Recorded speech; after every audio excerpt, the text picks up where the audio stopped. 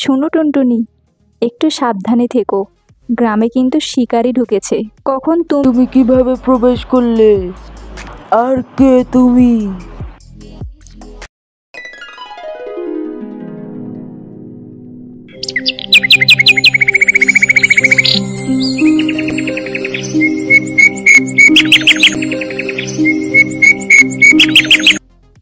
গ্রামের নাম নিশিতপুর। প্রাকৃতিক সৌন্দর্যে পরিপূর্ণ গ্রামটি। মেঘ ওড়ে, বাতাস বয়, পাখি ওড়ে, নদী বয়। সূর্য অস্ত গেলেও অপরূপ সৌন্দর্যের নীলাভূমি হয়ে ওঠে গ্রামটি।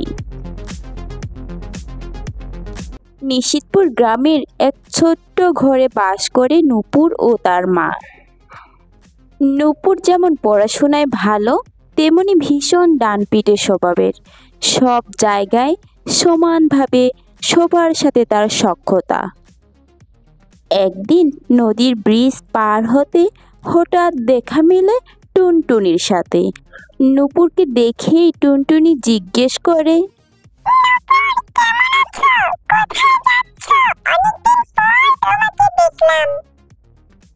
হ্যাঁ টুনটুনি, আমি ভালো আছি। এই দিক দিয়ে যাচ্ছিলাম, তুমি এই দিকে আসছো যে? কি খবর, কেমন আছো?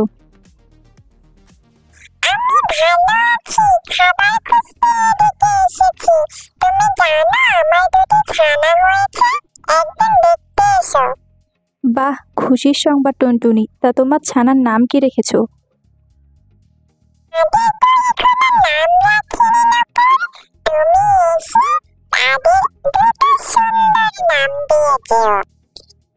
আচ্ছা ঠিক আছে, আমি একদিন গিয়ে সুন্দর দুটি নাম রেখে আসব। আর শোনো টুনটুনি, একটু সাবধানে থেকো। গ্রামে কিন্তু শিকারি ঢুকেছে। কখন তুমি বা তোমার ছানাদের ক্ষতি করে বসে। তাই তুমিও সাবধানে থেকো, তোমার ছানাদেরও সাবধানে রেখো।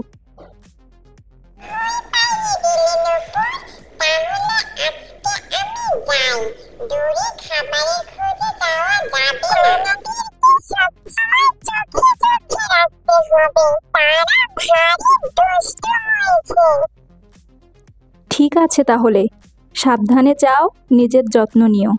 তারপর ছোট্ট টুনটুনি দুটো ডানা ঝাপটিয়ে চলে যায়, আর নূপুর মুগ্ধ দৃষ্টিতে তাকিয়ে থাকে।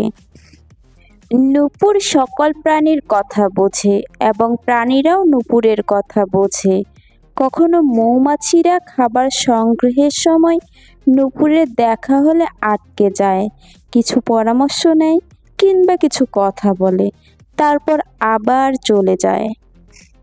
নূপুর তাদের চলে যাওয়া দেখে। রাতে দলবদ্ধভাবে চলা দেখে তাকিয়ে থাকে অবাক দৃষ্টিতে। কখনো তাদের পরামর্শ দেয়। নূপুর হয়ে ওঠে প্রকৃতির সাথী।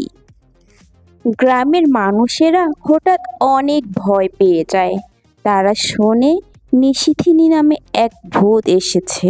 তারা বলা বলি করে, নদীর ওপরে নাকি নিশিথিনী নামে এক ভূত এসেছে। সে মানুষ, গরু, ছাগল সব কিছুকে খেয়ে নিচ্ছে। তোমরা সবাই সাবধানে থেকো, ওদিকে কেউ যেও না। গ্রামের লোকদের কানাকানিতে নূপুরের মাও একথা শুনতে পায় এবং অনেক ঘাবড়ে যায়। একদিন নূপুর পড়তেছিল, হঠাৎ নূপুরের মা রুমে আসে। শোনো ডানপিটে মেয়ে, সারাদিন টোটো করে এ পাড়া ও পাড়া, এ গ্রাম ও গ্রাম, এ জঙ্গল সে জঙ্গল ঘোরো। নিশিথিনী নামে ওইদিকে এক ভূত এসেছে। সে দিনে ও রাতে মানুষের ক্ষতি করতেছে। মানুষ, গরু, ছাগল, হাঁস, মুরগি যা পাচ্ছে তাই নাকি খেয়ে নিচ্ছে। খবরদার আর সেদিকে যাবা না। পাগল হয়েছো? ভূত বলতে কিছু নেই। তোকে বলছে ভূত বলতে কোনো কিছু নেই। তোকে আমি বলছি তুই যাবি না মানে যাবি না। আর কখনো যদি ওদিকে যেতে দেখি কিন্তু পা ভেঙে ঘরে রাখবো। ঠিক আছে ঠিক আছে, আর যাব না। তুমি যাও তো এখান থেকে, এবার ঠিকভাবে পড়তে দাও। ঠিক আছে যাচ্ছি, চলে। কথাটা যেন খুব ভালোভাবে মনে থাকে। এই বলে নূপুরের মা সেখান থেকে চলে যায়। এরপর নূপুর বেশ কিছুক্ষণ সময় ভাবতে থাকে, তারপর উঠে দাঁড়ায় এবং বলে, দেখব কত বড় ভূত এসেছে আমাদের এই গ্রামে। এরপর থেকে প্রায় নূপুর নদীর এপার থেকে পুরনো সেই কুটি বাড়ির দিকে দীর্ঘক্ষণ তাকিয়ে থাকে। তারপর এপাশ ওপাশ একটু হাঁটাহাঁটি করে এবং চলে যায়। একদিন রাতে নূপুর ও নূপুরের মা শুয়ে আছে। নূপুরের মা ঘুমিয়ে গেছে, কিন্তু নূপুর ঘুমাতে পারছে না, তার ঘুম আসতেছিল না। তার কানে বাজতেছে তার মায়ের বলা কথাগুলো। তার মা যেন বুঝতে না পারে আস্তে করে বিছানা থেকে উঠে যায় নূপুর, পেছনে তাকায় যাতে মায়ের ঘুম না ভাঙে। তারপর গুটি গুটি পায়ে বের হয়ে আসে। চারিদিকে বাতাস, আকাশ ভীষণ কালো। নূপুর পৌঁছে যায় সেই কুঠি বাড়ির দিকে নদীর পাড়ে। নূপুর সেখানে বেশ কিছু সময় ভাবতে থাকে, তারপর ভেতরে ঢুকে যায় কুঠি বাড়ির এবং দেখে এক লম্বা চুলওয়ালা বুড়ি। নূপুর বলে, আমি নূপুর, তোমার এই রূপ দেখে ভয় পাচ্ছি না। আমাকে ভয় দেখাইও না, আমি তোমার কোনো ক্ষতি করতে আসিনি। মানে আমার এখানে তুমি কিভাবে প্রবেশ করলে? আর কে তুমি? আমি কে তা জানার আগে তুমি তোমার রূপ পরিবর্তন করো। আমি জানি তুমি চাইলেই তোমার রূপ পরিবর্তন করতে পারো। আমাকে তোমার সাথে সহজভাবে কথা বলার সুযোগ করে দাও।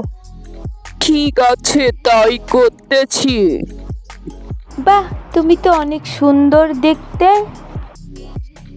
তুমি কি চাও এখানে? এই ঝড়ের দিনে এখানে আসতে তোমার একটুকুও ভয় করেনি?